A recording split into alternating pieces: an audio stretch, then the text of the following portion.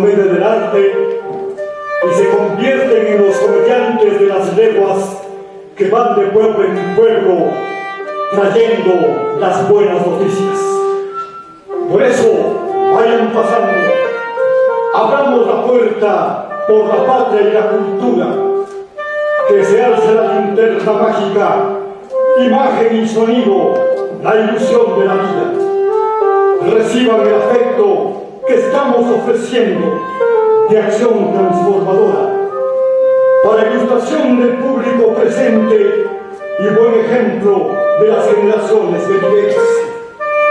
Que todos los ciudadanos de esta tierra lo divulguen, con libertad de lengua difundan la noticia en calles, plazas, atrios y iglesias, palos rosa y de alegre membresía, con churros, banderetas, francas y bocinas en radios, TV, prensa escrita.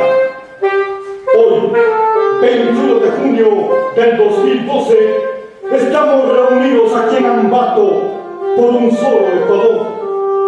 Un saludo fraterno del colectivo Acción Transformadora de la Casa de la Cultura Ecuatoriana, Benjamín Carrión. Estamos con el ritual de la comunicación. Gozo y fiesta es el arte y la cultura. Al lado de Juan Montalvo, con Dolores Cacuardo, Tránsito a Maguaña, la compañía de Monseñor Leonidas Proaño y, por supuesto, con el pensamiento liberador del general Eloy Alfaro. Este lugar me inunda, ebria de placer al fin, la vida se distiende, late en el vientre de tierra obedecida, Ambato ama, térricamente ama el arte y la cultura. Cuando llega la amistad, alegre vida se pasa. Con pretexto de bailar, a cualquier guambra se abraza, ¡sí, señor! Con el colectivo Acción Transformadora a mi pueblo vengo, con octavas de alegría, para decirle a mi gente que la cultura debe ser el pan del nuevo día. Con la participación ciudadana se alejan los tristes recuerdos. Con los 8 ejes de la acción transformadora hagamos nuestros propios versos. Hablamos de nuevos caminos, de tierras con nueva aurora. Jamás repetir la historia. Tomemos decisiones ahora. Bailemos, alegres bailemos. Es tiempo de democracia. Para Ecuador, árbol y trigo. Nadie blasfeme, nadie se enoje. Rostros radiantes, juntas las manos. Con petardos y voladores y las risas juveniles, así se hace la cultura, con personas de buen gusto y de buena vecindad. Hombres y mujeres, jóvenes y señoritas, vamos todos la cultura a transformar. Ese es nuestro derecho y lo tenemos que hacer respetar. Es parte de la cultura que seamos responsables, pensando en nuestra patria, en nosotros y en nuestros niños. ¡Que viva la democracia! ¡Fuerza por el civismo! Y agarramos del alma y de las manos, construyamos un nuevo día. ¡Que viva la ciudadanía! El buen vivir nos plantea el respeto a todas las ideologías. La transparencia en el trabajo, esa es nuestra filosofía. La cultura es un valor en cualquier sociedad organizada. Y a la patria se le agranda con la participación ciudadana. Abrazos interminables, risas completas, honradez sin maletas. Prohibidos los bellos besos, la amargura y la sinrazón. Que suenen los instrumentos, que los 8 ejes de la acción transformadora van a hablar. Al cielo le pido una porción de amistad. autonomía e inclusión independiente en el Sistema Nacional de Cultura. Puertas abiertas a una democratización efectiva. Eliminación del centralismo y fortalecimiento de los núcleos provinciales. Interculturalidad e interrelación social y nacional. Adopción de proyectos emblemáticos y fundamentales. Transparencia en la gestión administrativa y financiera. Respeto a los derechos laborales y capacitación continua. Horizontes abiertos a América Latina y al mundo. Por una cultura libre y solidaria y para todas las libertades. Julio Micolta Cuero, vicepresidente. Jaime Galarza Zavala, presidente. El 2 de agosto de 2012, vamos todos a votar que entre todos los miembros de la Casa de la Cultura haya una fiesta cívica sin terminar. Estamos aquí porque no hay más honor que haber nacido en esta tierra, por la patria y la cultura, palabras de pioneros que nunca mienten.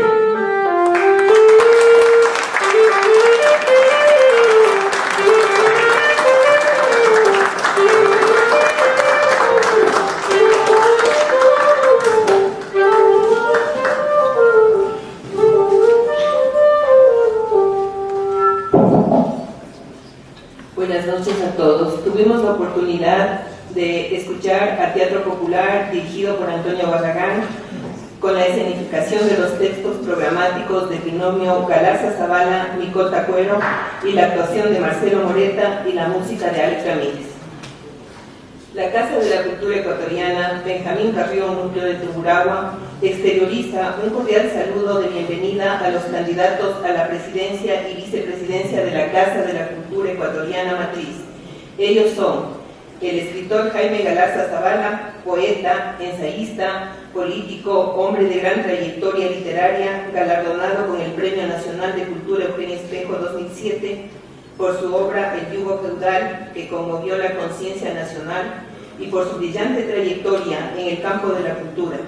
Además, la Universidad Politécnica de Chimborazo le nombró doctor honoris causa por su ejemplo de vida.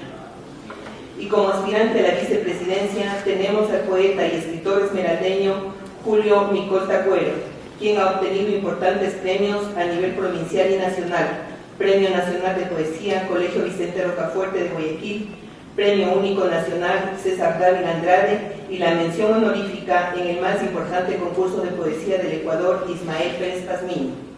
El premio a la creación literaria en el Concurso Nacional de la Canción Popular Universitaria, organizado por la Universidad Técnica de Ambato. Obtuvo una mención de honor en el Concurso Nacional de Cuento Ecuatoriano Pablo Palacio, con su obra titulada Los hechizos de Manuela, entre otros. Invito a doña Mari Pachano de Sá, presidenta de la institución, para que nos ofrezca la bienvenida.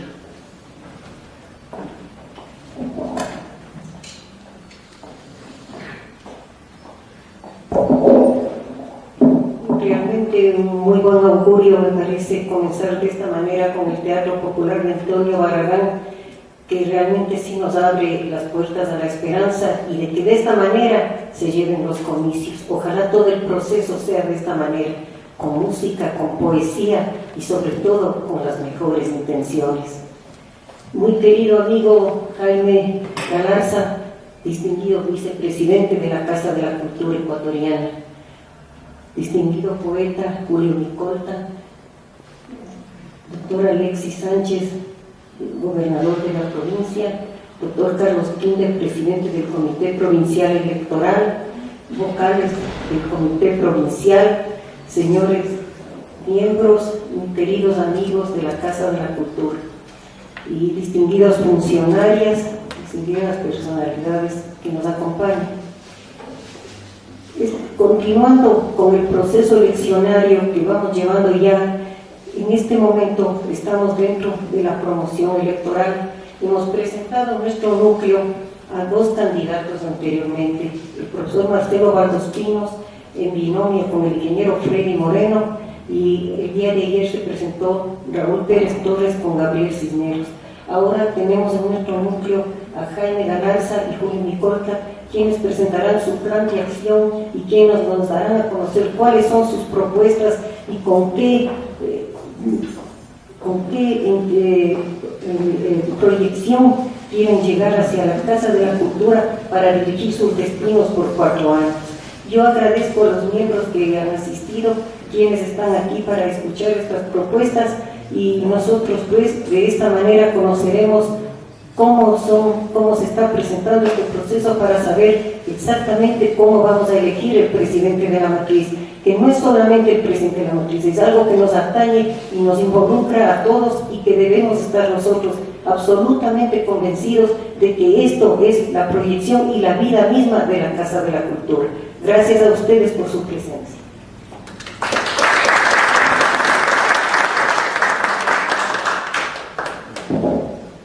Intervención del doctor Carlos Gil de Mancero, presidente del Comité Provincial Electoral de la Casa de la Cultura, Núcleo de Tungurahua.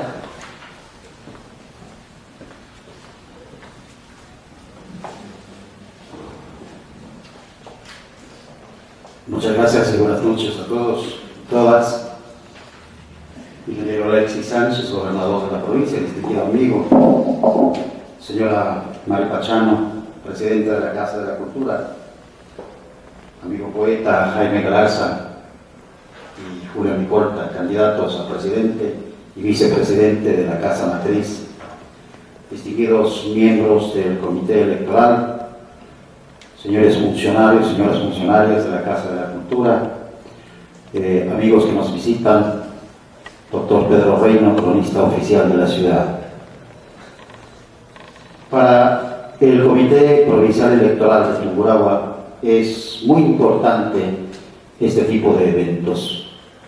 Como lo ha dicho nuestra presidenta, ya hemos tenido la oportunidad de ir cumpliendo el cronograma que ha sido aprobado por la matriz y que poco a poco hemos ido descubriendo en los candidatos cuáles son estos compromisos que hacen con la patria, los compromisos que hacen con la cultura, los compromisos que hacen para la sociedad ecuatoriana. Hemos pasado ya con Marcelo Valdós Pinos Rubio, con Freddy Moreno Cárdenas, el primer binomio. Ayer tuvimos el deleite de escucharle a Raúl Pérez Torres, a Gabriel Cisneros. Hoy tendremos el enorme placer de escuchar a Jaime Galarza Zavala y Julio Micolta Cuero, que son los 3 candidatos en esta lida electoral. Para quienes estamos formando este núcleo, nuestra aspiración es de que estos comicios se lleven con la transparencia que todo el país requiere, y Ambato y Tungurahua está haciendo todos los esfuerzos para que esto sea un evento extraordinario, que se convierta en una fiesta cívica de la cultura y se transforme en uno de los eventos más importantes de la presente generación, porque es eso lo que vamos a elegir. Quiero recordarles a los miembros del núcleo de que el cronograma que está planteado para estas elecciones, a nosotros nos corresponde aquí en Tungurahua la elección el día 1 de agosto. Es decir, el 1 de agosto estamos convocados todos a elegir a nuestro presidente y vicepresidente de la matriz. Y por supuesto el 2 de agosto será la elección de autoridades por la Junta Plenaria en la capital de la República. Y el 9 de agosto será la posesión de autoridades electas a nivel nacional. En lo que corresponde a nivel provincial, le he de reiterar, ya lo hemos dicho, que el día 5 de septiembre será la convocatoria para elecciones. A partir de allí empieza el proceso electoral en la provincia de Tungurahua, toda vez que el 22 de octubre será aproximadamente la posesión, si todo el proceso transcurre con normalidad, puesto que el 22 de octubre fue la fecha en la que posesionó nuestra presidenta Mari Pachano, y es en esa fecha a la que aspiramos cumplir con el proceso electoral, cumpliendo de esta manera exactamente el periodo para el cual fueron elegidos. Entonces yo les recuerdo a nuestros asambleístas que el día 17 de octubre será el proceso electoral en la provincia de Tungurahua para elegir presidente, 4 vocales principales y 4 vocales suplentes para la Casa de la Cultura Ecuatoriana, Benjamín Carrión, núcleo del Tungurahua. Este acto, entonces, es muy importante para nosotros, trascendente, diría yo, por eso les doy el abrazo fraterno, el agradecimiento a Jaime y a Julio por estar con nosotros y por las palabras que ustedes nos van a vertir. Bienvenidos y les deseo el mejor de los éxitos en este proceso electoral. Muchas gracias.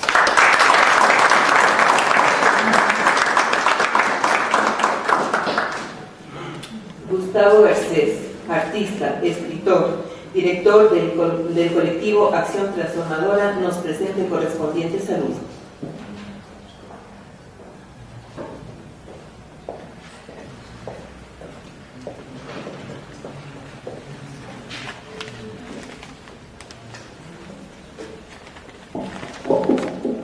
Buenas noches, queridas zambateñas, zambateños, autoridades, estimadísima Mari, amigo Jaime, amigo Julio, quienes ya en esta campaña se denominan los JJ, porque así sale, J, Jaime, J, Julio. Llegar a Ambato siempre es un placer, siempre es un gusto y casi una necesidad. Entrar a esta atmósfera que ojalá cada día sea de más flores y de más frutas, es un estímulo. Y también saberse en la tierra de este Montalvo, de este pregonero del saber y de la inteligencia, mucho más. Y en esta noche se abrió el evento con esos pregones de cultura y de arte, esa manera de compartir con todos la esencia misma del espíritu humano. Para el colectivo que coordino y dirijo, es un gusto grande saludarles a todos ustedes. Y también es un gusto inmenso estar en una lid electoral que, por defectuosa que fuere como todo lo humano, está lista a mejorar de día en día. Ese es el llamado que como coordinador me permito hacer. Es un llamado gentil a la inteligencia y a la transparencia, a la defensa de la verdad. Hacia allá vamos. Eso es cultura, eso es arte. Sin ello no hubiera ni arte ni cultura. Siendo así, pues escuchemos a estos dos jovenazos amigos de la patria y del Ecuador, de América toda, del mundo de las artes y las letras, qué buenos pregones nos vienen a contar. Gracias por su presencia y que se disemine cual semillas en tierra fértil lo que aquí esta noche sembramos. Buenas noches.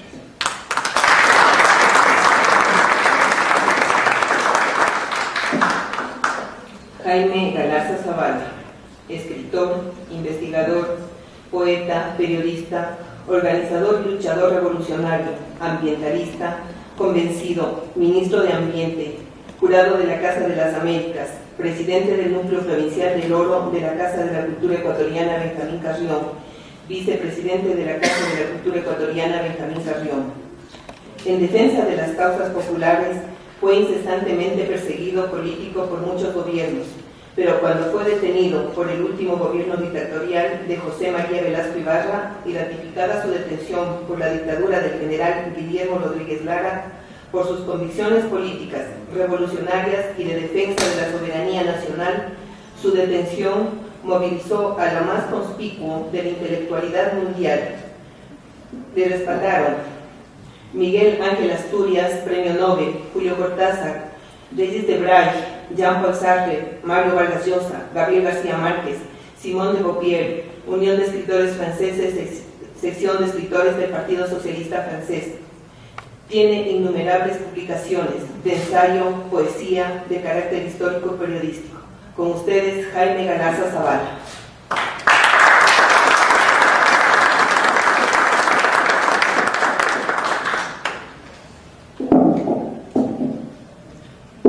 Querida Mary Pachá, presidenta del Núcleo Provincial de Tungurahua de la Casa de la Cultura, doctor Alexis Sánchez, gobernador de la provincia, doctor Carlos Quinde, presidente del Comité Provincial Electoral, querido Julio Micolta, amigos todos.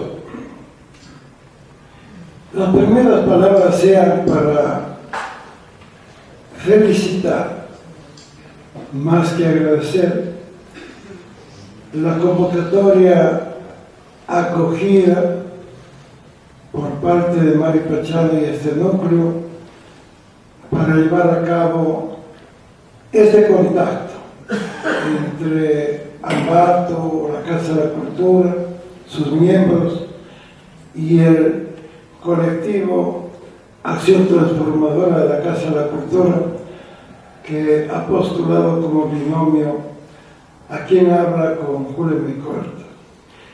Y digo felicitar más que agradecer, porque en realidad no es común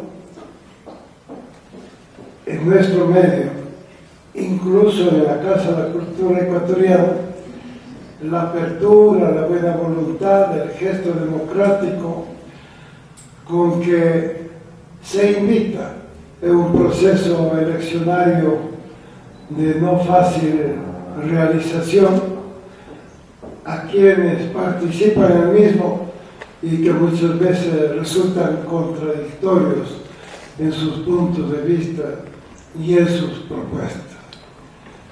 El gesto democrático debe ser aplaudido siempre y debe serlo con verdadero calor. Por otro lado, nuestro agradecimiento a ese antiguo caminante del arte, Antonio Barragán, que con sus jóvenes compañeros nos ha brindado un momento de emoción estética, recordándonos que los caminos de la cultura, con la poesía y la música, siempre son los mismos, siempre están vinculados, y por eso hemos de felicitarles también y agradecerles por el gesto de solidaridad con nuestro joven movimiento cultural que ha nacido al calor de esta contienda que se ha iniciado, pero que se proyecta a caminar más lejos. Al presentar el plan de acción que nos lleva adelante, podríamos destacar algunos puntos esenciales para librarles a ustedes de una disertación académica pesada y señalar con puntualidad 3 o 4 características de nuestra propuesta. Y sobre todo, hacer el señalamiento de en qué estamos y por qué estamos. Nosotros, como Acción Transformadora de la Casa de la Cultura, no estamos meramente en una contienda eleccionaria institucional. Estamos pisando el terreno del debate, de la discusión, de la controversia necesaria para el esclarecimiento de posiciones y más. ¿Y por qué estamos? Porque nos consideramos en capacidad de llevar adelante nuestras propuestas. Es común, lo sabemos todos por experiencia, que en cualquier tipo de elecciones, a lo ancho y a lo largo de la historia nacional y del país, el baratillo de ofertas es común y desgraciadamente el engaño generalmente tiene buena clientela en nuestro medio. La diferencia con nuestro caso es de que nos avala una palabra larga, expresada con hechos, a través de décadas de diversas tentativas, de diversas acciones. Y nos avala también algo que no siempre es posible, la consecuencia entre la palabra y los hechos. Los poetas somos soñadores y aquí hay varios. Todo artista lo es y aquí hay algunos. Distingo entre otros de magnífico compañero nuestro, pintor, que viene desde Quito, Patricio Palacios, que en estos mismos días inaugurara su muestra, su serie Atahualpa, en la galería del Ministerio de Cultura. Está también con sus diferentes dotes artísticos nuestro compañero Gustavo Garcés. Pero digo, es común entre poetas y artistas que más son los sueños que la realización.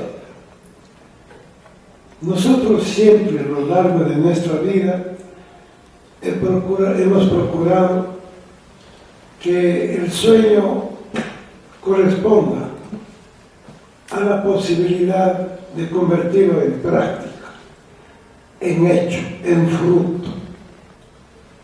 Porque de otra manera se pierde el vuelo, el mensaje, la intención. Aquí se mencionaba, por ejemplo, en el currículum breve que se leyó respecto de Jaime Galarza, sus aportes ambientalistas. Y es que, nacido en una ciudad bañada por 4 ríos, con varias colinas muy hermosas alrededor y entre árboles de capulín, la poesía fluye. Y esa poesía le vuelve a uno necesariamente soñador, evocador de horizontes, evocador de futuros, a través de los barquitos de papel que cualquier niño suelta en los ríos. Pero quizás de eso lo que le quedó a Jaime Galarza es la inquietud permanente y el deseo de que esa naturaleza nunca se pierda, de que esos ríos siempre vivan, de que el sol siempre brille y brille para todos, de que los árboles y los pájaros sean el marco constante de la existencia humana. Y eso en determinado momento me llevó a plantear a un presidente tan discutido como fue Abdalá Bucaram la necesidad de crear el Ministerio del Medio Ambiente. Ahora se llama del Ambiente.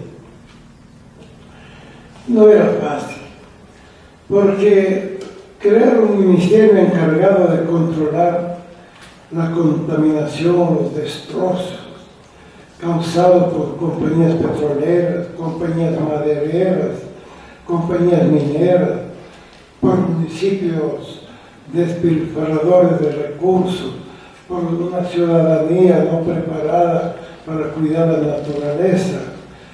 En fin, tratar de establecer normas, controles sobre eso era muy difícil. Ya se había propuesto antes, ningún gobierno se atrevió a hacerlo. Abdalá Bucaram aceptó la propuesta del escritor Jaime Galarza, lo dijo así públicamente, creó el ministerio y al crear el ministerio lo nombró primer ministro en esa cartera. ¿Por qué lo señaló esto? Por una cosa muy sencilla, porque cuando cualquiera de ustedes lee nuestro plan de acción, puede sacar la conclusión equivocada de que estamos proponiendo cosas muy utópicas, metas demasiado grandes, que no hemos consultado la enormidad de los presupuestos, etcétera, etcétera. Que por tanto hemos caído en una utopía barata o en una demagogia más barata todavía. Pero nosotros estamos hablando como realizadores, no solo como artistas y poetas soñadores. Hemos creado muchas cosas en este país. Bueno, hacer libros, hacer cuadros, hacer esculturas, danza, también es realizar obra efectiva. Pero aparte de eso, ya en términos institucionales, por ejemplo, en el municipio de Machala, yo tuve la oportunidad de crear, a iniciativa mía, 2 centros importantes: Departamento de Promoción Social y Cultura y Centro Municipal de Medio Ambiente. No tuve el suficiente apoyo en aquella época, pero es interesante saber que así como el Ministerio del Ambiente vive a lo largo de 16 años, asimismo esos departamentos viven. ¿Por qué? Porque todo eso es necesario, y eso quiere decir que quien ha planteado ese objetivo, quien ha sugerido, ha vislumbrado esas metas, es porque tiene espíritu y capacidad y energía de realizador. De manera que no nos asustemos de lo que podríamos llamar una enormidad de ejes que proponemos y de programas que se pueden percibir de ellos. Además, nosotros partimos de una filosofía, de una conceptualización peculiar que no es exactamente la que hoy por hoy domina en la Casa de la Cultura ecuatoriana. Porque es fácil escuchar en nuestro medio, sobre todo en Quito, la Casa de la Cultura es una argolla. Es muy fácil. Y en algunas provincias igual se dice, en otras se dice peores cosas. Hay un caciquismo cultural. Pero bueno, depende de las circunstancias de cada una de las provincias. Lo interesante en este caso es que cuando se está hablando de las características de la Casa de la Cultura, hemos de constatar que ciertamente hay un elitismo fácilmente comprobable. Nosotros ponemos una cifra y le invitamos a cualquiera a discutir. La Casa de la Cultura se creó en 1944. En los primeros años fue tal el entusiasmo de ingresar a ella, de participar en ella, que el 90% de los creadores, fueran estos escritores, investigadores científicos, artistas de la pintura, de la música, de la danza, ingresó a la Casa de la Cultura. Por eso se crearon cantidad de secciones académicas y se fueron creando los núcleos provinciales. El 90% se incorporó. Comparemos 68 años después esa cifra con la actual. Menos del 5% de escritores, artistas, científicos ecuatorianos pertenecen a la Casa de la Cultura. ¿Qué pasó? ¿Por qué este divorcio entre el crecimiento y la realidad actual? No debería ser al contrario, más bien. No debería ser que con el cambio de las generaciones, cuando ahora hay grupos de música, de danza, de teatro, nuevos jóvenes por todo lado, cuando las artesanías florecen en toda nuestra provincia, en la ciudad, en el campo, cuando tenemos una mayor afirmación de los valores culturales entre la negritud, entre los indígenas, ¿no debería ser ahora mucho mayor la presencia? ¿No debería ser multitudinaria? Claro que sí, pero no lo es. Y hay secciones completas del arte. El cine, por ejemplo, que realmente está fuera de la Casa de la Cultura. Y así muchos otros. Y hay gente de jóvenes que desean participar en la Casa de la Cultura. Y sin embargo, por una u otra razón, con una u otra consideración, no se lo permite. Al extremo de que la capital de la República, la provincia de Pichincha, es la única provincia que carece de un núcleo entre las 24 del país. No voy a hacer aquí la historia, en parte Mario Pachano lo conoce, públicamente lo hemos manifestado varias veces, simplemente quiero señalar ese punto como uno de los puntos demostrativos de que falta una mayor incorporación de artistas, de grupos, de núcleos. ¿Qué decir ya dentro de la estructura? El abandono de los cantones. Nosotros, desde la Casa de la Cultura del Oro, tuvimos la oportunidad de dar vida a 14 cantones, a 14 extensiones cantonales, a todas, y no teníamos presupuesto. ¿Nos valimos de qué?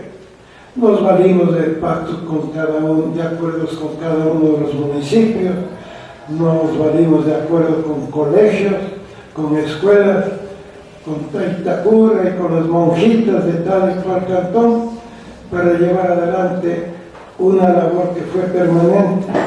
Y si ustedes van ahora a la provincia de Oro, pueden encontrar, por ejemplo, que en el cantón El Guavo, desde aquella época hasta ahora, todavía existen y más bien ha crecido y se ha desarrollado como cerca de 20 grupos de danza con niños y jóvenes, y lo mismo en otra ciudad. Pero no es ese el caso generalizado. Y de ahí que nosotros decimos, necesitamos una Casa de la Cultura de puertas abiertas. Dejemos el elitismo, dejemos de creer que somos el sumo de la capacidad como escritores, como artistas, en fin, y entendamos ese principio tan sencillo de que la cultura no la hacen los cultos, sino la hacen los pueblos. El reto que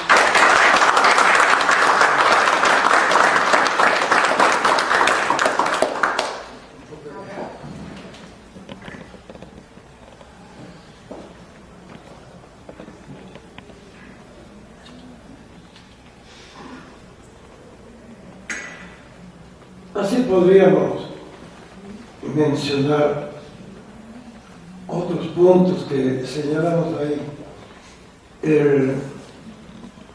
Nuestro pronunciamiento antielitista contra el centralismo.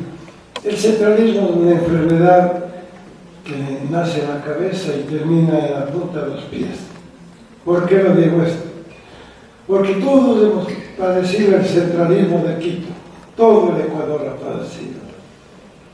Pero toda provincia ha padecido el centralismo de la capital de la provincia. Y toda parroquia ha padecido el centralismo de la cabecera cantonal.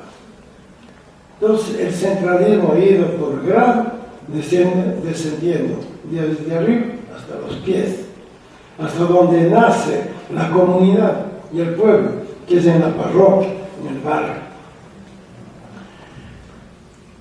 No es imposible crear extensiones cantonales. Y no es imposible ahora, menos todavía en nuestro tiempo, y creo que con este gobierno hasta se facilita crear extensiones o hacer trabajos con las juntas parroquiales, con lo cual por primera vez quizás se convertiría en realidad la visión que tuvo el maestro Benjamín Carrión cuando dijo que el Ecuador podía ser una potencia cultural. No dijo Quito, no dijo solo Quito, Guayaquil y Cuenca, no dijo solo las ciudades, habló del país, habló del Ecuador. Y esa es nuestra concepción, en el mejor camino de la visión profética del maestro fundador de la Casa de la Cultura. Hablamos entre los ejes fundamentales también de transparencia necesaria. Claro, estamos sujetos a la Contraloría, pero es que no deberíamos esperar que la Contraloría venga y deberíamos aceptar que todo debe estar a la luz del día y que la veeduría debe ser practicada permanentemente sobre los bienes, los manejos financieros, presupuestarios, los contratos de la Casa de la Cultura, de la matriz, de cualquier lado, porque los bienes no son de ningún género, los bienes son de la colectividad, de la comunidad. Y vale la pena decir que falta una mayor transparencia dentro de la institución. No quiero traer ejemplos por ahora. En el curso de debates próximos seguramente podemos señalar, pero lo que quiero es mostrar una de las razones por las que hemos puesto ese como uno de los puntos fundamentales. Yo he estado 4 años de vicepresidente. En estos 4 años he recibido numerosas visitas de quejosos. Quejosos, ¿por qué? Porque han solicitado a la matriz una información de carácter económico sencilla, negada, o una información respecto de cuántos viajes internacionales han realizado los funcionarios, negada, o cualquier cosa así. Es decir, se convierte en secreto lo que debe ser público, puesto que las platas son de origen público. He ahí otra de las razones para que vayamos insertando estos puntos en nuestra propuesta. Propuestas, además, que atienden a otra clase de cuestiones. Seguramente le daremos la oportunidad a Julio Micolta para que nos exprese algo sobre la negritud, los valores de la negritud y de la interculturalidad. Pero podemos mencionar algunos casos. En los núcleos amazónicos, son 6, en donde están los cofanes, los xion, los secoyas, los shuaras, los quichuas orientales, etcétera, etcétera. En los núcleos amazónicos casi no hay indígenas, casi no hay indígenas. ¿Y dónde está la interculturalidad entonces? Hay magníficos dirigentes de los núcleos amazónicos, pero generalmente son de origen colono, y muchas veces, por ser de origen colono, tienen resistencia de parte de las comunidades indígenas. Hace falta un trabajo de integración intercultural ahí. En la Casa de la Cultura, en el Carchi, en Imbabura, no creo que se diferencie de los núcleos amazónicos en esto de no haber sabido captar y lograr justamente la presencia de los valores representativos de la cultura afrodescendiente. No hay. Pasa casi como en el ejército, que nunca hay un general negro. Tampoco hay muchos representantes negros en provincias en donde la población negra es elevada. Y creo que en Esmeraldas también el caso es de que falta presencia de la negritud. ¿Por qué? Porque hemos sido un país racista, un país de comunidad racista, de gobiernos racistas, con leyes racistas. Y cuando hablamos de la interculturalidad, es solamente el discurso, es solo el precepto constitucional, pero no es realmente el emplazamiento de unas y otras posibilidades. No sé si en Tungurahua ocurre algo mejor de lo que pasa en otras provincias. Bueno, aquí tiene usted los salazacos, los chibuleos, no sé si tantas comunidades indígenas están integradas con el resto, con la Casa de la Cultura, pero por lo general no lo están en el país. La presencia de las etnias culturales indígenas en la Sierra Ecuatoriana realmente es mínima. Pero entonces, ¿qué potencia cultural podemos hacer del Ecuador? ¿Qué interculturalidad podemos practicar de esa manera? De ahí, puntos de reflexión que a nosotros nos han obligado a poner eso como uno de los principales ejes de la acción transformadora de la Casa de la Cultura Ecuatoriana.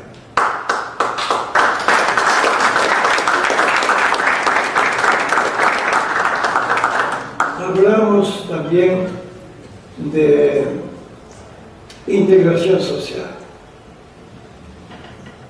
Integración social. Julio Micorta, le oigo ya 2 o 3 ocasiones decir con mucha pasión, con mucha fuerza. Estos datos que dan últimamente sobre los niños que trabajan en el Ecuador es una barbaridad, son cifras de escándalo. Y es cierto, aunque creo que sí, que es verdad también que han disminuido las cifras. Pero nadie ha hecho, me parece todavía, un sondeo o una estadística, un censo de las llamadas pandillas en el Ecuador. No creo. Se han hecho reportajes de prensa, en fin, pero un censo. Se ha detectado quizás cuál es el origen de esos jóvenes, de esas chicas, que luego están orientadas, destinadas a sucumbir en la prostitución, el alcoholismo, las drogas, el sicariato y el crimen.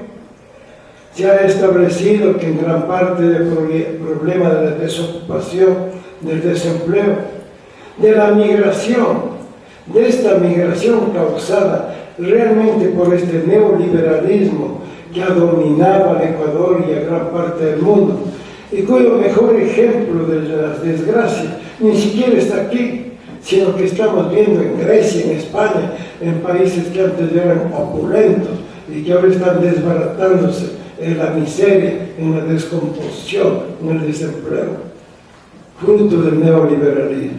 También el pandillerismo es fruto del neoliberalismo, del abandono, de la migración, etcétera, etcétera. Y que la Casa de la Cultura no tiene nada que hacer frente a eso. Pero nosotros creemos que sí. Y ponemos un ejemplo muy chiquito. El año pasado yo me acerqué al consejo y les hice una propuesta. Digo, vean señores, ustedes tienen recursos, tienen dinero, tienen carros que incautan a los narcotraficantes, en fin. Tienen posibilidad de casas incautadas, haciendas incautadas. ¿Por qué no trabajamos acuerdos con la Casa de la Cultura para orientar una parte de sus recursos a extraer de las pandillas jóvenes talentosos que les gusta la música, que les gusta el arte, que no tienen oportunidades? Nosotros como Casa de la Cultura podemos brindar locales para instrucción. Nosotros tenemos pintores, tenemos músicos, maestros de danza. Ustedes pongan la plata, nosotros ponemos esto y hagamos trabajo conjunto y vamos a ver cómo a la vuelta de poco tiempo cientos o miles de jóvenes los podemos rescatar de las garras de la destrucción.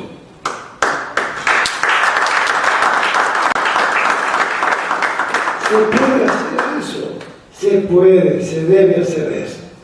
Entonces nosotros, cuando hablamos de todo esto, sí lo decimos como personas que soñamos, pero también como gentes que estamos acostumbrados a convertir los sueños en realidad y que tenemos la pasión siempre de llevar adelante el sueño a la consecución de su realización práctica hemos hecho.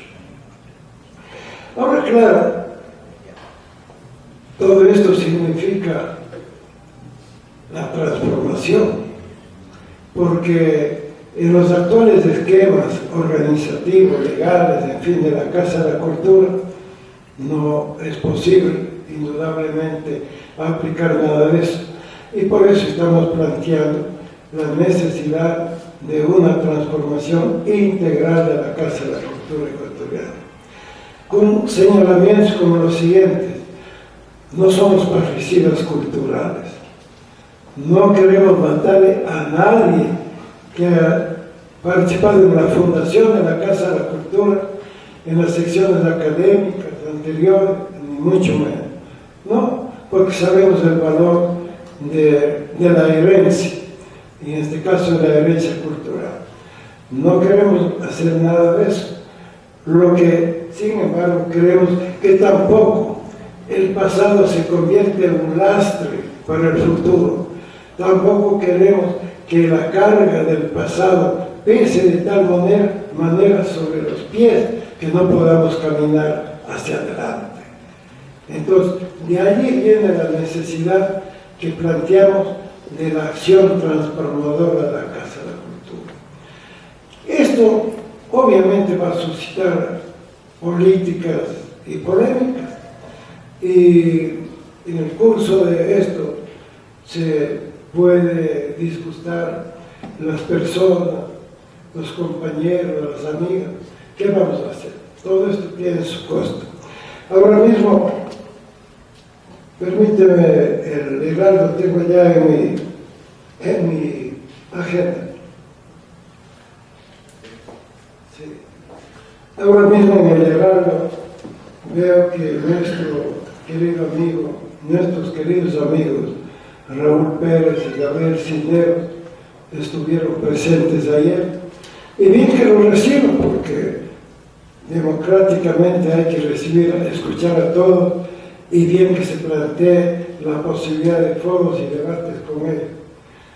Lo que sí me ha sorprendido, no sé si es una equivocación del periódico, las expresiones que se atribuyen a Raúl Pérez y que dice que al presentar su plan de trabajo denominado Casa Nueva, menciona varios aspectos de importancia para la marcha de la matriz y los núcleos provinciales, no sin antes expresar el saludo fraterno y la felicitación sincera por la serenidad, la honestidad y el espíritu democrático que ha primado para la aprobación del reglamento de elecciones que convocará las elecciones. Una de las peores cosas que ha hecho, desgraciadamente, a nuestro modo de ver, la Junta Plenaria en los últimos tiempos es el reglamento de elección. ¿Y por qué? Solamente les voy a poner un ejemplo. En el primer borrador se estableció: la votación será universal. Todos los miembros de la Casa de la Cultura ecuatoriana concurrirán en la fecha que señalara el Comité Nacional respectivo a depositar su voto secreto en donde le corresponda, en cualquier ciudad que fuese. Luego, pues, será el escrutinio, se sumará cuántos votos obtuvo cada binomio y será el binomio ganador. Magnífico. Elección universal. A la vuelta de una o dos juntas plenarias se propone una reforma, un poco inspirada en ese sistema de compromisarios de las elecciones que hay en los Estados Unidos. Y ya la votación es universal en apariencia o en todo caso, es universal pero limitadamente. ¿Por qué? Porque resulta que ahora vamos con ese reglamento a las elecciones, pero votamos en cada provincia y cada provincia termina dando triunfo a uno cualquiera de los tres binomios. Y los binomios somos tres. Uno lo encabeza el profesor Marcelo Baldos Pino, dos, Raúl Pérez Torres, y el número 3, Jaime Galarza. Con la reforma que se hizo, vamos todos y cada provincia elige el binomio que considere el caso. Terminado el escrutinio, cada presidente lleva al día siguiente a la Junta Plenaria de Presidentes, lleva el resultado. Este es el binomio que ganó en mi provincia, este es el que ganó en esta otra provincia, sí, y la Junta Plenaria dice, bueno, el escrutinio final da por resultado esto. Pero la Junta Plenaria son 23, ya que no hay el número de Pichincha, 23 nombres provinciales, y como tiene derecho a voto el presidente nacional, son 24. En fin de cuentas, la votación se reduce a lo que definan los 24 votos de la Junta Plenaria. Será igual 30 electores a 700 electores. Y así pasa. Otros tienen 30 miembros y otras provincias 300 o 400. Lo obvio era mantener lo primero, porque entonces ahí se sumaban los votos de todos y el que a nivel nacional obtenía la mayor cantidad de votos, ese era el triunfador. Ahora resulta que puede una persona, supongamos que un binomio gana en 2 o 3 provincias con alta densidad de electores, es decir, con 1.500 electores sumando ya. Pero como lo que va a prevalecer el voto de los núcleos, puede que terminen ganando núcleos que suman 200 o 300 votos. Algo que parece un disparate, pero a nuestro juicio obedece a un espíritu y a un cálculo electoral torcido, a una especie de manipulación del proceso electoral. Yo había conversado con Raúl Pérez varias veces y le he escuchado a él también en Quito por radio, y él ha criticado el reglamento justamente por este tipo de cosas. De aquí que yo le voy a llevar esto a Raúl, porque si no es esto lo que él dijo, él debe rectificar. Entonces, no es cierto que el proceso es totalmente democrático, limpio. Una cosa es que Maripachana, los dirigentes provinciales, tengan una actitud honesta. Otra cosa es que honestamente proceda la integración de los comités provinciales, pero con estos huecos, con estas fallas en la estructura del proceso democrático, el resultado no va a ser así tan lindo como querríamos. Y en el caso de Quito, está pasando algo. Mary no debe conocerse, Mary Pachán la debe conocer, ustedes tampoco. Resulta que el núcleo de Pichincha, que se formó hace 3 años, con autorización de la Junta Plenaria del Presidente, que no se le ha permitido funcionar, ese núcleo de Pichincha tiene en su mayoría gente joven, 200. Menciono algún nombre conocido, como el de la cantante Sandra Bonilla, para decir algo. el director es el presidente del maestro Rubén Guardera. Pero antes de que se forme el núcleo de Pichincha, había las secciones académicas. Las secciones académicas se crearon desde cuando se fundó la casa en 1944. Secciones académicas. Las secciones académicas han dejado de funcionar hace cerca de 20 años. Dicen que más o menos 18 años que no ha funcionado las secciones académicas. Y ahora, al apuro, se trata de hacer el padrón de las secciones académicas, o sea, de la antigua membresía de la capital. Y sucede, primero, que constatan que las secciones académicas han muerto. Creo que una sola o dos han tenido una vida relativa, las demás han perecido. Pero más grave todavía, cuando en la Secretaría General se pone a actualizar esos padrones, porque también suman más de 500, resulta que van descubriendo que muchos de los que figuran en la nómina han fallecido. Creo que unos 30 o 40 miembros de la Casa de la Cultura han fallecido, pero no se les ha dado de baja en las nóminas porque no se han llevado nunca nóminas actualizadas. Y ahora entonces surge el problema. Este rato todavía no terminan de hacer el padrón de Quito. A las provincias se les exigió que presenten los padrones hace meses. En Quito todavía no se termina de hacer los padrones. Y bueno, ¿cómo va a resultar eso? Con relación a Pichincha, nadie sabe. Pero como el reglamento dice que la votación de la provincia lo llevará adelante el núcleo provincial y en Pichincha no hay núcleo, entonces, ¿qué resolvió el Consejo Ejecutivo? Por inspiración de la Comisión Política, que se llama, resolvió designar un comité provincial de Pichincha, que no lo eligió nadie, que no es elegido en la base, que fue nombrado desde arriba, a ver, el señor Nilo Yepes, el señor Edwin Salas, bueno, 4 o 6 personas, el comité de Pichincha.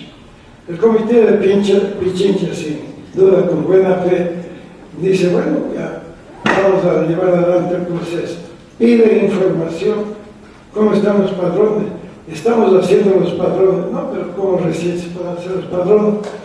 Entonces, viendo que esto va a ser imposible, hace 3 días, el día lunes, el comité nombrado para Pichincha terminó renunciando. Tenemos copia de la renuncia. Después dicen que ha retirado la renuncia, pero Raúl Pérez dio a conocer en la radio, nosotros también tenemos copia de la renuncia. Un desastre el manejo eleccionario. Y esto yo no lo quiero decir en un sentido negativo, sino en un sentido realista. Ahora también se dio el caso de que el reglamento plantea el voto de los empleados. Bueno, está bien, los empleados no tienen derecho a participar.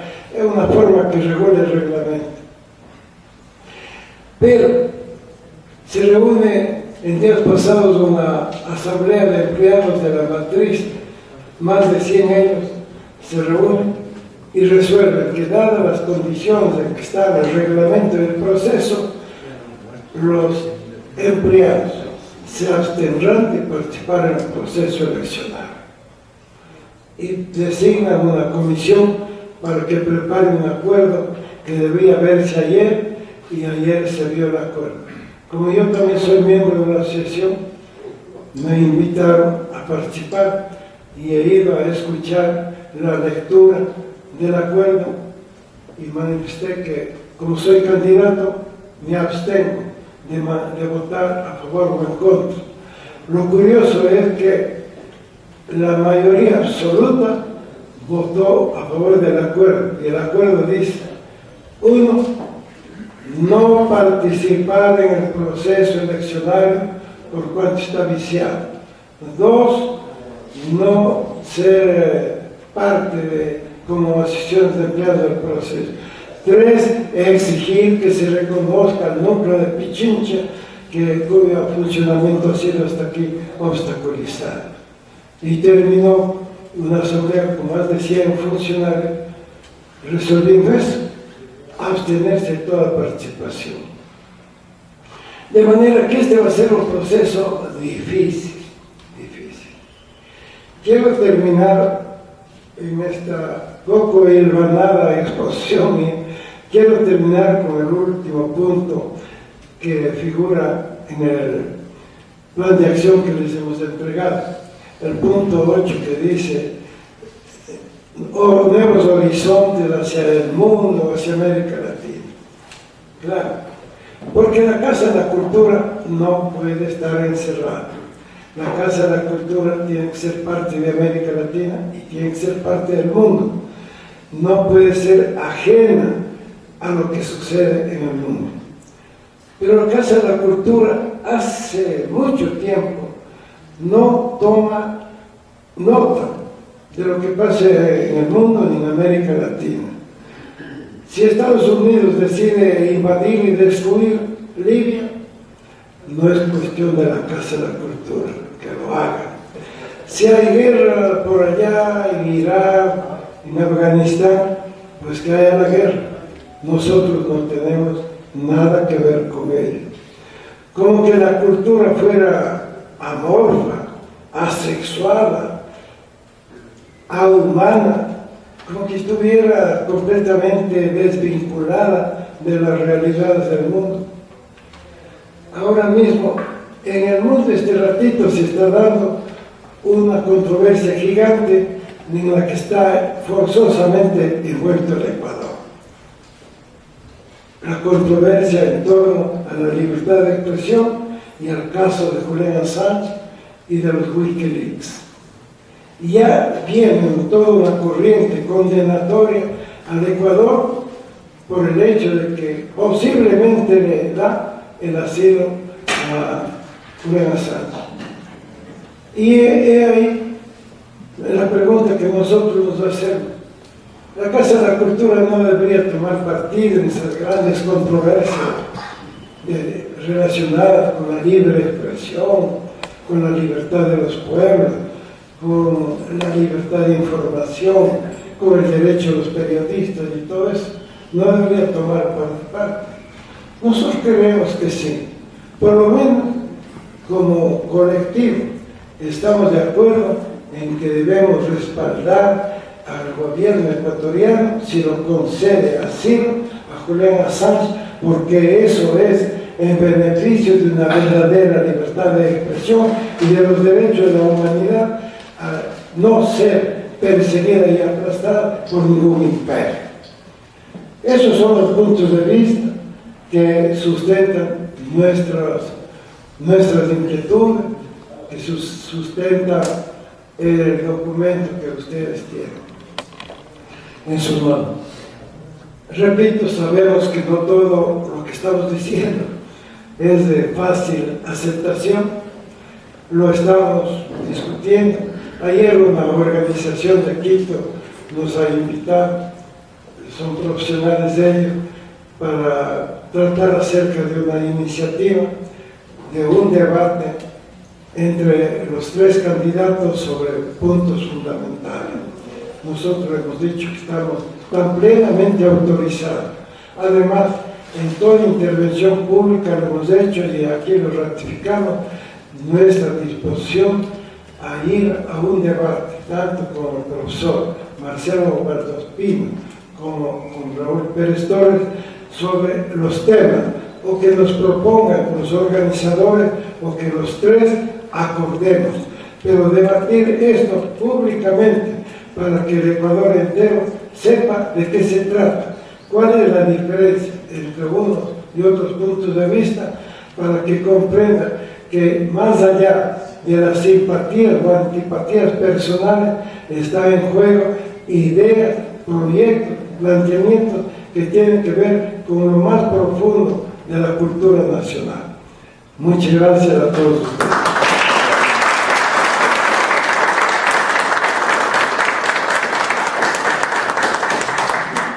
Me permito leerles la siguiente comunicación. Ambato, 20 de junio de 2012. Compañero Jaime Galarza Zavala, Ciudad. Querido Jaime, celebro que otra vez sientas el cosquillear de Rocinante y te aventures por los caminos polvorientos donde acechan los endriagos, los mitos, los fantasmas con que el enemigo ha sometido y quiere continuar sometiendo nuestra mente.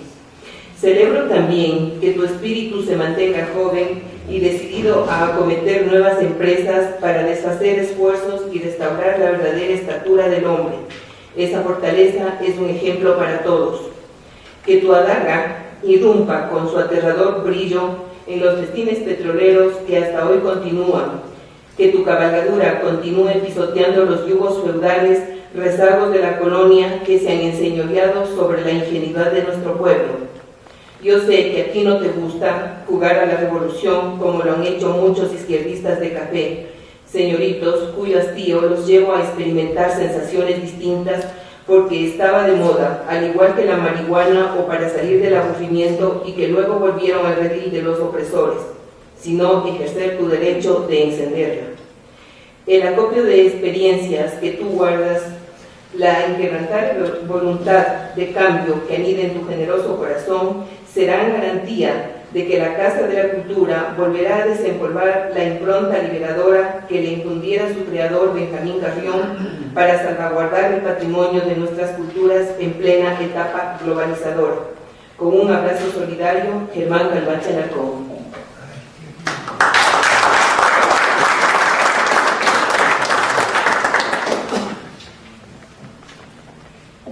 Julio Enrique Micolta Cuero, poeta y escritor nacido en la ciudad de Esmeraldas el 8 de julio de 1955, abogado de los tribunales y juzgados de la República del Ecuador, especialista en derecho procesal. Ha sido galardonado en eventos literarios a nivel provincial y nacional.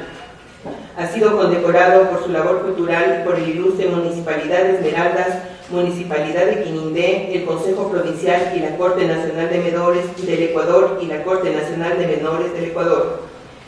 Ha publicado Tiempos y Semblanzas de las Veletas de la Vida, poesía, Al Son de la Alegría, poesía, Tapao, Canción y Miscelánea, poesía, Décimas y Motivaciones de la Tierra Verde. Ha colaborado con la página literaria Ventana Poética del diario El Universo. En octubre de 2007 viajó a México invitado al Festival Iberoamericano y del Caribe de la 10ª Espinela. En julio de 2008 fue invitado a formar parte de una delegación del Cabildo Esmeraldeño para visitar Cuba. Recibió el reconocimiento de orgullo ecuatoriano en Cuba por parte de los becarios de la Escuela Latinoamericana de Medicina en La Habana con el aval de sus autoridades. En el mes de octubre de 2008 participó en el Mega Encuentro Internacional de Poetas Lima, Perú, organizado por la Casa del Poeta Peruano y la Universidad del Callao.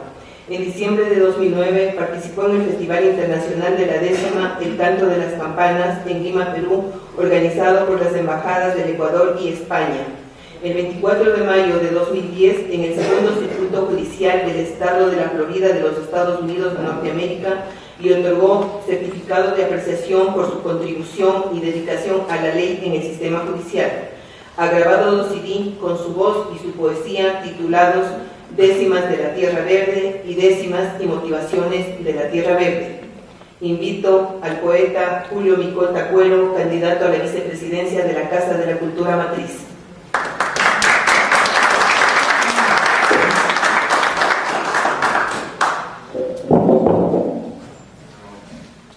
Distinguido doctor Alexis Sánchez, gobernador de la provincia de Tungurahua, honorable compañera licenciada Mari Pachano, presidenta del núcleo provincial de la Casa de la Cultura en Amílcar León de Tungurahua, distinguido compañero doctor Carlos Quinde, presidente del Comité Electoral, amigo, maestro, aliado en este sueño y en esta propuesta de remozar y darle otra orientación a la actividad cultural. Hombre valiente, ensayista, escritor, poeta, defensor frontal de esa soberanía, doctor de causa Jaime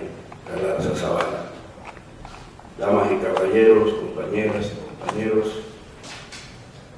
que en esta noche concurren prestos para conectarse con una auténtica y transparente propuesta de cambio elevada a vuestro ilustrado sentimiento por el colectivo Acción Transformadora en la Casa de la Cultura. A mediados del mes de mayo recibí el llamado de Jaime Galarza para proponerme que le acompañe como candidato a vicepresidente de la Casa de la Cultura ecuatoriana, constituyendo un binomio con una posición altamente progresista de propuestas coherentes. Hubo de consultar con mis ancestros, reflexioné y pensé en la larga diáspora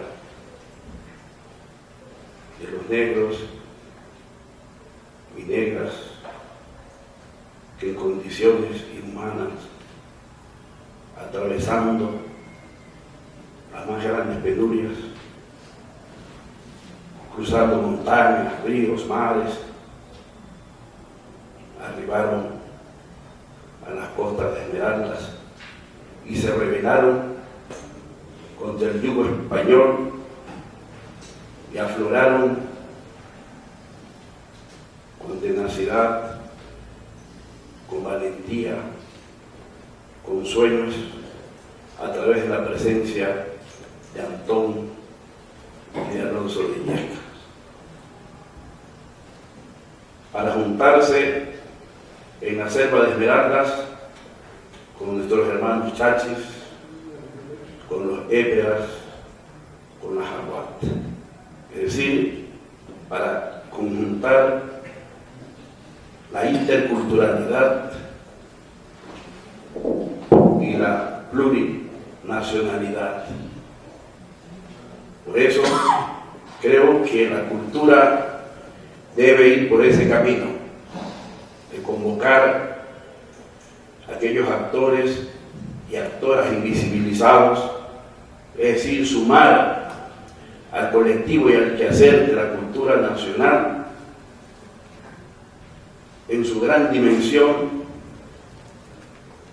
a las mujeres, a los niños, a los adolescentes. Hoy por hoy, cuando estamos viendo en las páginas principales de los periódicos de que existen en el país más de 200.000 niños y adolescentes trabajando cuando la ley y la Constitución lo prohíben. Y por estos mismos tiempos, desde la Asamblea Nacional se aspira a crear una nueva legislación penal, cuyo objetivo fundamental es sancionar con mayor tenacidad el delito.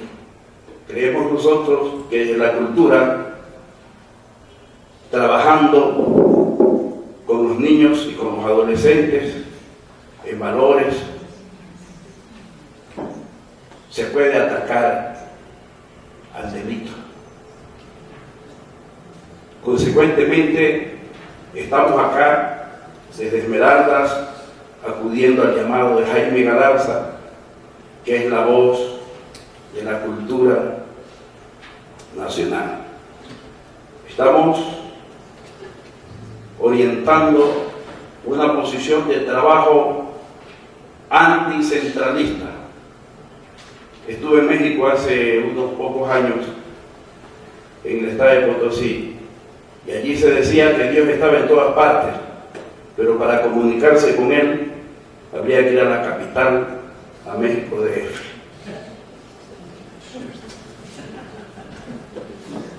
Entonces, creemos nosotros que hay que romper con ese centralismo grosero, con ese elitismo que tanto daño le hace a la cultura nacional a partir de algunos nombres, cuando es necesario entregarle la posta a las nuevas generaciones.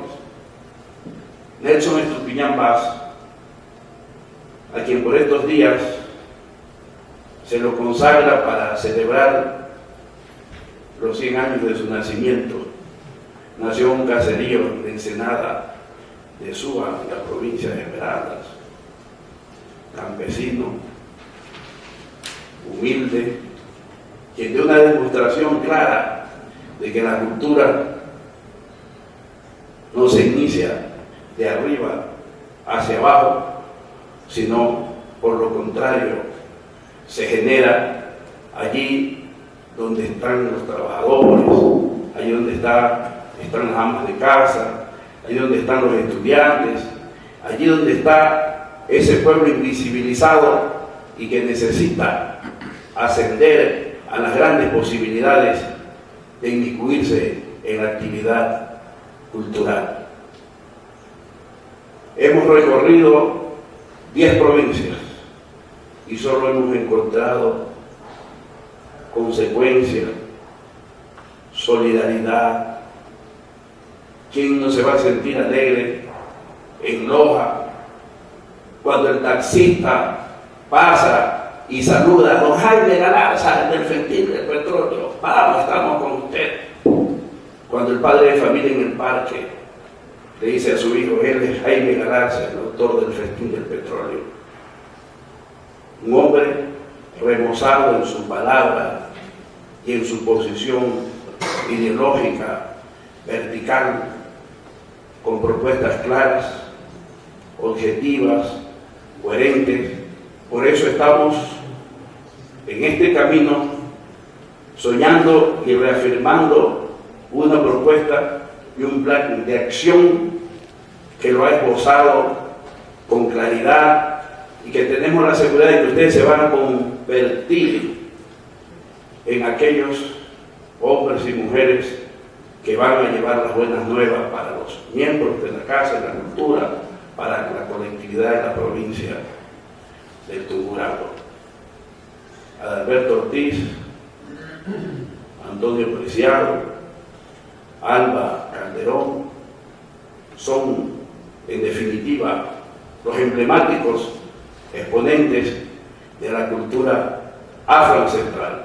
Y allí nos inscribimos y tenemos la certeza de que desde la Casa de la Cultura vamos a orientar otras formas de crear y de suscitar arte en este país. En Esmeralda está Papá Roncón, el negro Guillermo Ayoví Erazo, arimbero, folclorista, Pepita Palma Piñeiros, a quien este gobierno rescató la dignidad de los trabajadores auténticos de la cultura. Ese premio que solo estaba dado a los nombres, es verdad que se le ha otorgado con mucha justicia a quienes se lo han merecido.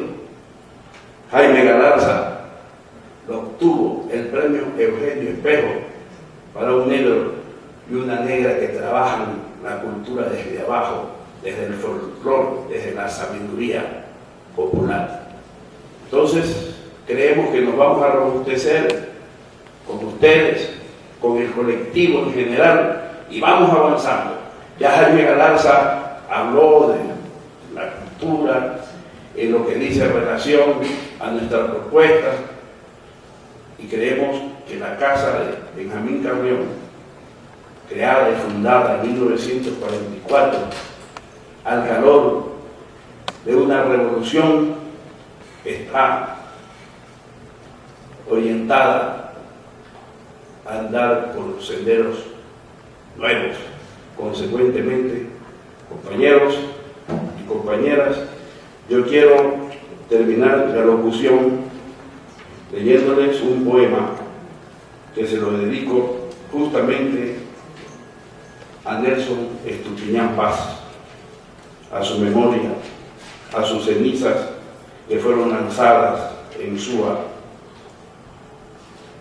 Se titula Canción rimando en el mar a un poeta universal y dice así: tu vida nos pertenece, gran Señor de la palabra. Cuando la aurora se abra, será porque tu alma crece. En el viento que remece, la hierba ya en la montaña, se despierta en la mañana el Guayacán florecido y llegas fortalecido a continuar tu campaña. Estás presente y viviendo entre arrullantes cariños de las niñas y los niños que tu verso están sintiendo. Y tú sigues floreciendo en el tiempo que transita sobre tu voz que se agita en constante rebelión contra toda corrupción que a la patria debilita. Por eso, robustecido, vuelves de nuevo a cantar para poder despertar al congénere ofendido. La muerte no te ha vencido, memorable y buen Señor. Tu talento de escritor está presente y fecundo, combatiendo en este mundo al tirano explotador. Tu canción hoy se reviste de una mayor trascendencia, aferrada en la creencia del sentir en que creciste. Por eso nunca te fuiste ni tampoco te llevaste, la luz que entera dejaste sobre la tierra encendida, donde estás en plena vida como ejemplo sin contraste. Cantando tú en libertad, en el agua de la historia, recitas con la memoria tu copla a la humanidad. Escritor de calidad, por humano y necesario, te vuelves más solidario en la alta aspiración de salvar a esta nación del heroísmo falsario. Tú te marchaste al compás de cornetas militares que con toques estelares le cantaron a tu faz. Descansa, Nelson, en paz sobre el mar y entre las brisas, en donde están tus cenizas, sobre el profundo universo del aguaje de tu verso con el cual te perennizas. Muchas gracias.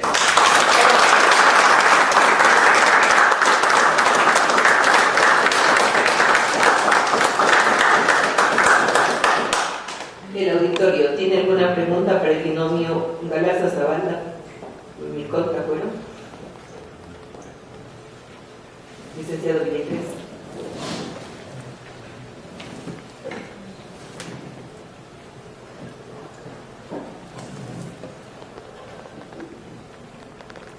Señores de la mesa directiva, compañero Jaime, admiro mucho su pensamiento liberador de este país. Compañeros miembros de la Casa de la Cultura, compañeros candidatos.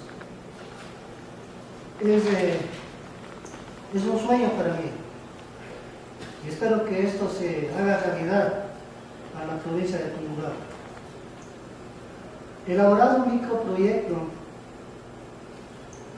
y ojalá el triunfo sea para usted, compañero Jaime, y compañero poeta, que sea realidad en nuestra provincia y particularmente aquí en la ciudad de Ambato. Tener una trenza de grabar. No ha obtenido esa oportunidad que nuestra Casa de la Cultura durante 60 años no tiene ese taller de grabar. Hay compañeros, pintores, que están con ese anhelo, con ese sueño y con la acción transformadora que usted plantea en el plan de gobierno, espero que se cumpla, compañero. Yo voy a hacer la entrega del microproyecto. Aquí tengo un trabajo que está elaborado en litografía y lo puse como un ejemplar digno de este país, de la transformación, de multicolores, porque es así nuestra patria. llena de vida, llena de autonomía, libertad, a la que nosotros, los artistas, los trabajadores del arte, vamos con usted, compañeros y señor gobernador, que nos ayude a este propósito de tener la prensa de trabajo para trabajar desde los niños. Aquí el microproyecto está para trabajar con los niños y quizá con ellos alcance a obtener los nuevos transformadores de esta patria digna. Voy a hacer la entrega. Y decía que antes de la entrega, pues aquí hay el colibrí que lo he puesto como un trabajo que yo le realicé en litografía y que no he tenido la oportunidad de llegar a la impresión de la serie de trabajos que tengo de grabado en madera. Mi maestro fue Galo Galecio. Cuando yo estudiante de la Facultad de Bellas Artes en Quito, tuve la oportunidad y trabajé 5 años con Galo Galecio. Pero no he tenido la oportunidad de seguir imprimiendo mis artes. He tenido que viajar a la ciudad de Quito. Y eso conlleva pues a un dinero extra. Por esa razón, compañero Jaime, mi compañero de Esmeraldas, de Tungurahua, llévese esa acción de transformación a la Casa de la Cultura. Ya es hora de cambiar aquí en la provincia de Tungurahua. Y le he puesto como ejemplar al colibrí. Muchas gracias, compañeros.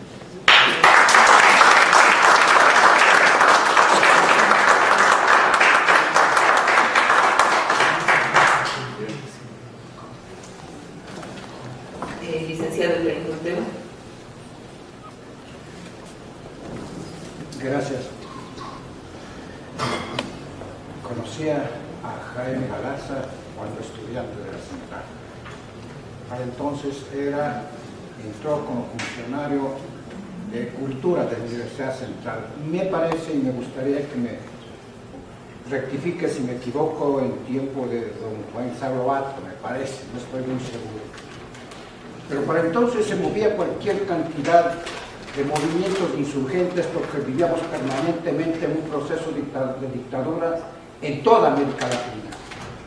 Y en ese ambiente de profunda persecución estaba el pensamiento de Jaime Galarza con su poesía, con los campesinos de Zamora, con el festín del petróleo, y le he vuelto a ver al compañero Galarza con esa misma mentalidad, con esa misma fortaleza. No ha cambiado, quiere el cambio, insistió en que es necesario un cambio fundamental. Yo le pregunto, ¿cuán importante es su generación, Jaime, para que ahora América Latina, después de haberse infiltrado en tan brutal ajetreo que tenía en esos tiempos, ahora tenemos otra América Latina? Me gustaría esa propuesta. En todo caso, yo creo que sí, ustedes sembraron muy en firme, haciendo hablar a los que solo tenían la voz del silencio. Me gustaría saber eso, cuánto pesó su propuesta y la de sus contemporáneos para este cambio que ahora vive América Latina y que es indiscutible.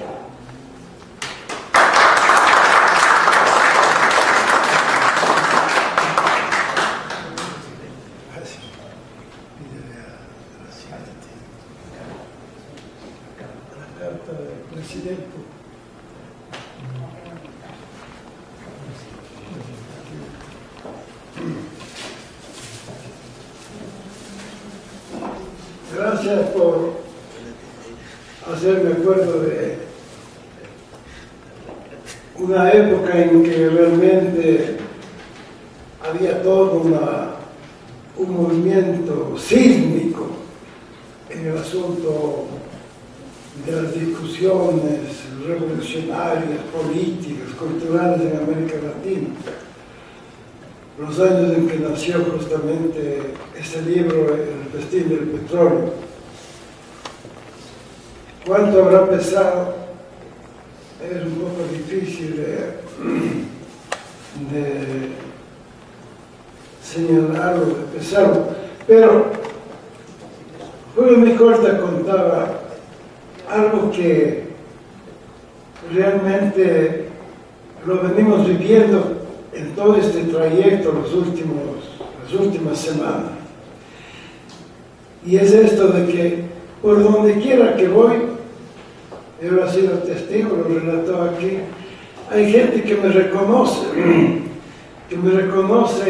y casi siempre asocia mi figura al libro. Dice, Jaime Galarza, el festín del petróleo. Y es asombroso cómo permanece eso en la mentalidad de gente diversa. Hoy día fuimos a almorzar, no sé cómo se llama, un saloncito y modesto, porque vimos que había cuy, conejo y gallina. Vamos a comer ahí.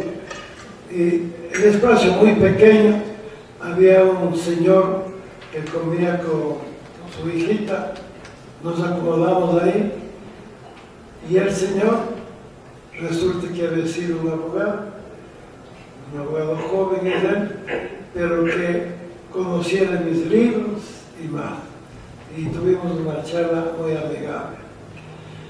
Pero entre las anécdotas respecto de cuánto han pesado mis libros, especialmente El festín del petróleo, la mejor la viví hace unos 8 años aproximadamente. Fui yo al terminal terrestre de Quito a tomar un bus para viajar como a las 10 de la noche a Machala. Hacía un frío terrible. Bueno, estaba esperando que partiera el carro y se me acerca un hombrecito que vendía llaveros. Cómpreme un llaverito, señor. Y yo casi me molesto, digo, pero llavero a esta hora, en este frío, a las 10 de la noche. ¿A quién se le ocurre vender llavero? No, digo, ¿para qué necesito llavero? Y este rato. Pero señor, cómpreme un llaverito. Pero, bueno, ya, creo que me decidí comprar. Pero me queda viendo, me dice, disculpe, ¿usted es Jaime Galarza? Sí, le digo, yo estoy sorprendido. ¿El autor del festín del petróleo? Sí. Para usted no le vendo, le regalo el llaverito. Para mí fue el mejor elogio que me han hecho en la vida como escritor, porque que un hombre del pueblo necesitado, vendiendo llaveros el terminal terrestre a las 10 de la noche, que termina regalado porque me reconoce como autor de un libro que seguramente lo leyó cuando era un estudiante de colegio, no lo sé, porque el carro partía y yo me fui. Es decir, pienso que mi obra sí pesa y sigue pesando. ¿En dónde está el secreto? Sin embargo, yo mismo he pensado y me preguntan muchas veces. Yo creo que el secreto está en que, en general, mis libros no parten de teorías frías. Todo el mundo sabe que yo soy autodidacta. Terminé solo 3er año de colegio. Todo el mundo sabe eso. Es decir, no tuve, me felicito por eso seguramente, no tuve tiempo de ser académico. Y entonces, como siempre tuve el espíritu de poeta, de escritor, de investigador social, buscaba las fuentes reales de la vida. El festín del petróleo no es solamente una suma de historias y de lecturas de documentos. Para escribir El festín del petróleo, yo me metí varios días entre los trabajadores de la ANLO, en la península de Santa Elena. Estuve entre los trabajadores en las compañías petroleras del Oriente, por Lago Agrio, en fin. Antes viví en México, fui a conocer aspectos de la explotación de los trabajadores petroleros allá.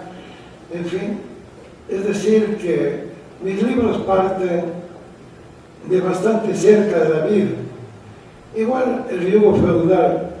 El yugo feudal trae una serie de informaciones respecto del latifundismo de la iglesia, el latifundismo del Estado. Pero el yugo feudal también es en gran parte el fruto de una vida intensa, aunque de cortos años, entre los indígenas de Cañar.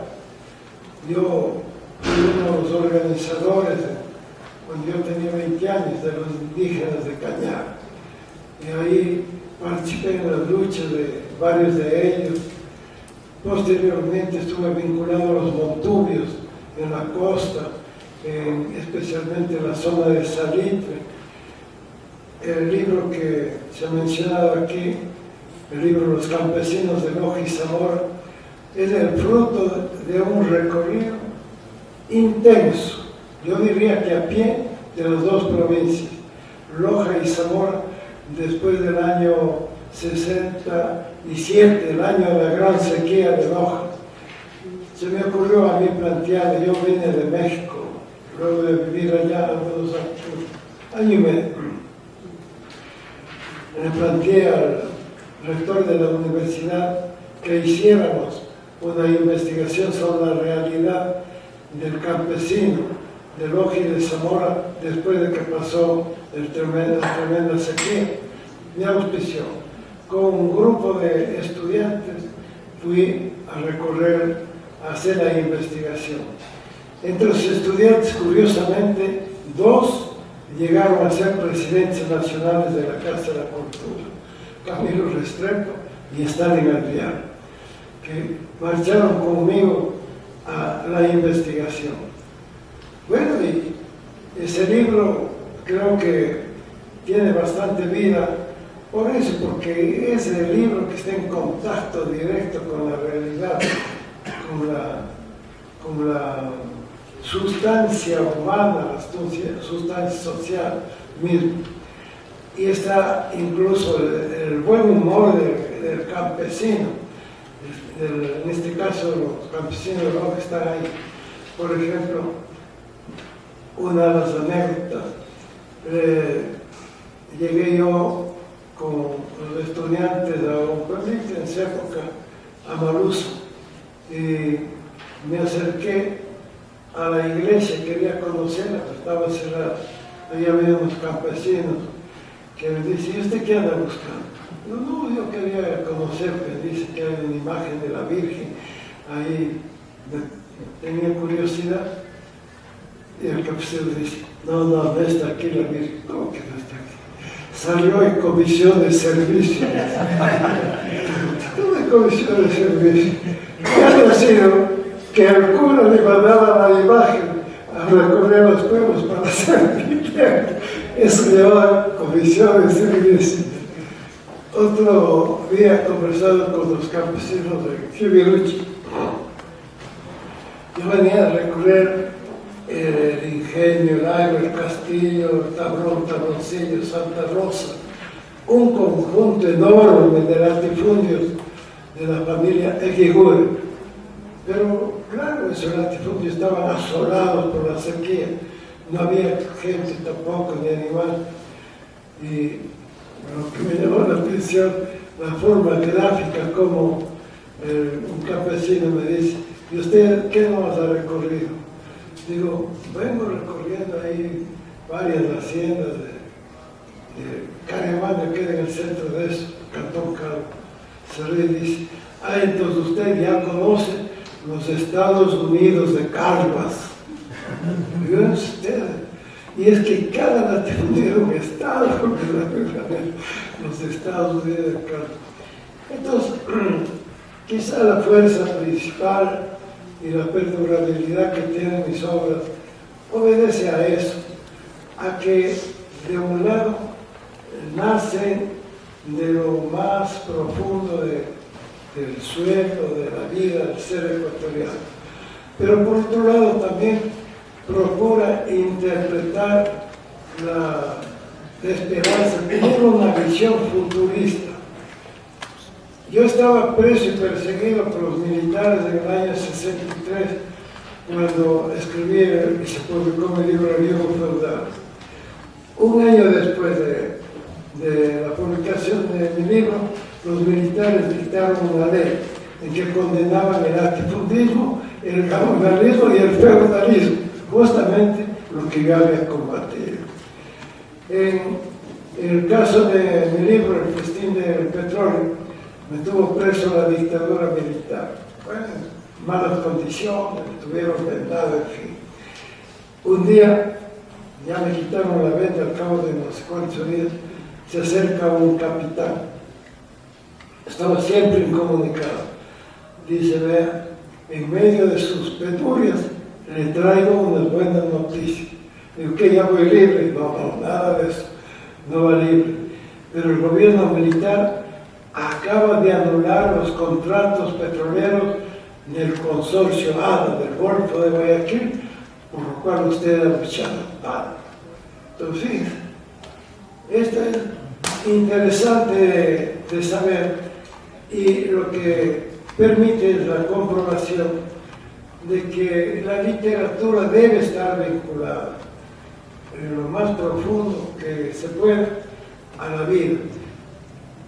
Julio Micolta relata en hermosos versos cuando los guayacanes, al autor de Cuando los Guayacanes florecían.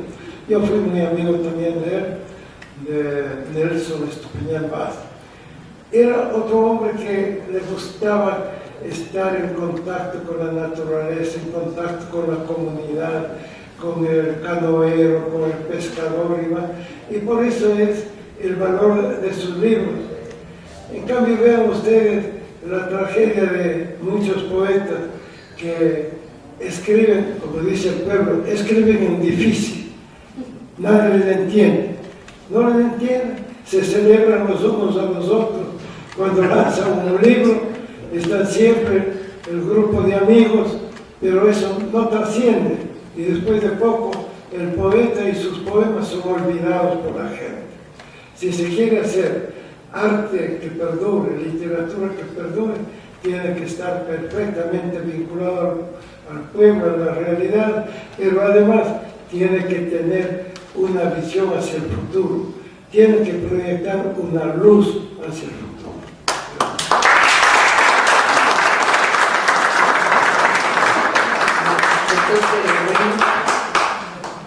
Sí, solamente para dirigirme un par de palabras nada más, felicitar por este proceso democrático y decir una pequeñita historia. Escribí en mi último libro, acá salió hace unas 3 semanas, El componente africano colonial en Tungurahua. Iba a salir con la Casa de la Cultura Matriz, pero el centralismo justamente me impidió hacer las gestiones correspondientes, además porque hubo un apadrinamiento político que no me correspondía. Lo digo abiertamente y solamente quiero hacer esa entrega. Tampoco estoy acostumbrado, doña Mari sabe, a hacer las presentaciones estas de bautizos, pero aprovecho, dada la circunstancia de este binomio, para que también se conozca de la investigación que se hace aquí desde la época de la colonia y como producto de uno de los miembros que soy del núcleo de Tungurahua.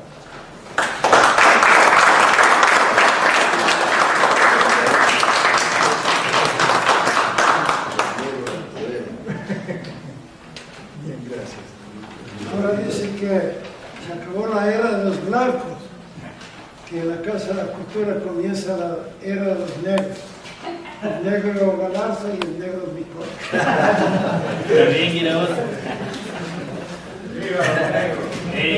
Casa de la Cultura Ecuatoriana, también para el Museo de Tungurahua, desea éxito a los candidatos en este proceso electoral hacia la presidencia y vicepresidencia de la Casa de la Cultura Ecuatoriana, en cuya trayectoria permanece el ideal de su fundador, don Benjamín Carrión, quien manifiesta la voz profunda del alma nacional, sobre todo en las nobles disciplinas del arte y de las letras. Solo así podrá hablarse de una cultura auténticamente ecuatoriana. La cultura tiene que hundir su raíz en la tierra para vivir y prosperar, entendiéndose la palabra como una suma de realidades: geografía, grupos humanos, historia, naturaleza, estado social. Nuestro agradecimiento por la presencia de las autoridades, de los candidatos y del público en general. Buenas noches y muchas gracias.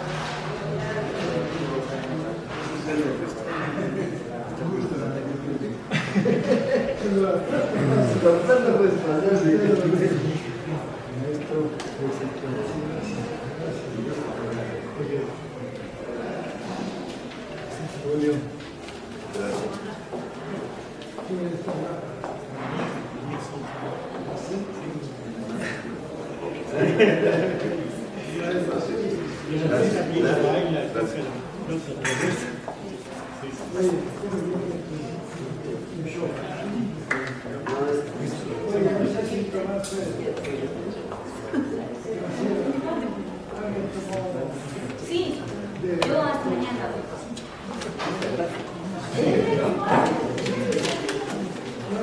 Ya está, ya está publicado. Sí.